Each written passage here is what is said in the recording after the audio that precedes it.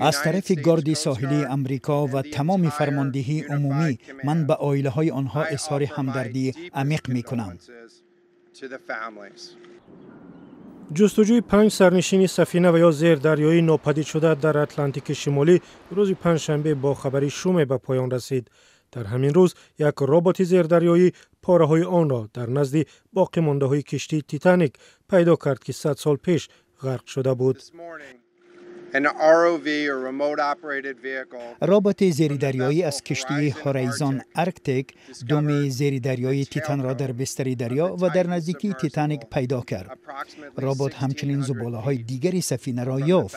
خلاصه متخصصان فرماندهی عمومی این است که کشتی بر اثر از بین رفتن فشار داخلی ترکیده است.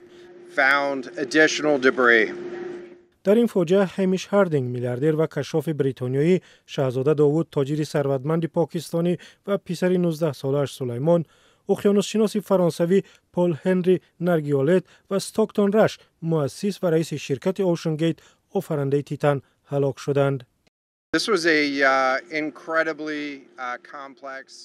این یک قضیه فوق‌العاده پیچیده بود و ما هنوز کار میکنیم که جزئیات فلاکت و تلفات را معلوم نماییم.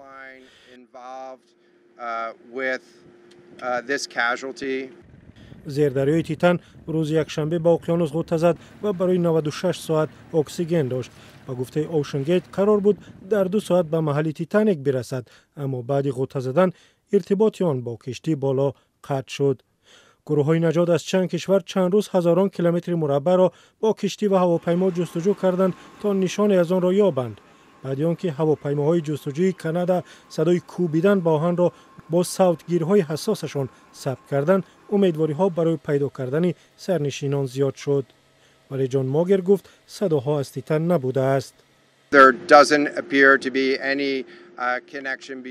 به نظر می رسد که هیچ ارتباط بین صداها و بستر اقیانوس نبود. دیگر باره می گویم که ترکش فلاکتبار سفینه صدای قوی را به وجود می آورد که صوتگیرها ثبت می کردند.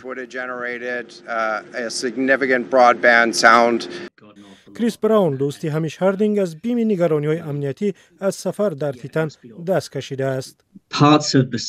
قسمت از زیردریایی که در بهم آزمایش کردند برای من ساده به نظر رسید. آنها از لوله کشتی عادی ابزار توازن درست کرده بودند و از وسیله ایکس باکس برای اداره استفاده بردند.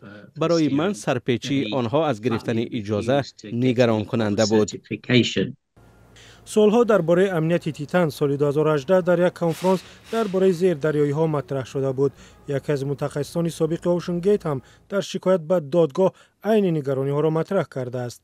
خود اوشن گیت در یک بیانیه گفت در این زمان فاجعه دل ما برای همه این 5 روح و هر عضو خانواده آنها غم دارد.